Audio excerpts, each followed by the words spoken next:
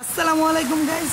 তো গাইস দেখুন বৃষ্টি অলরেডি নেমে গিয়েছে আর এখন বাজে রাত 10:50 আর শিলা পড়তেছে, শিলা বৃষ্টি।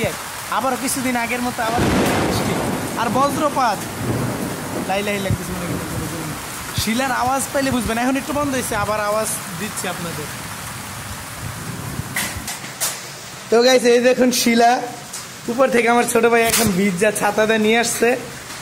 আনতে আনতে গইলা গেছে, আরো বড় বড় ছিল। এই যে এখানে 3টা টুকরা। দেখুন গাইস কি পরিমাণে আওয়াজ হইতাছে, শিলা কিভাবে পড়তেছে, কি পরিমাণে শিলা পড়তেছে, এইভাবে শিলা পড়ে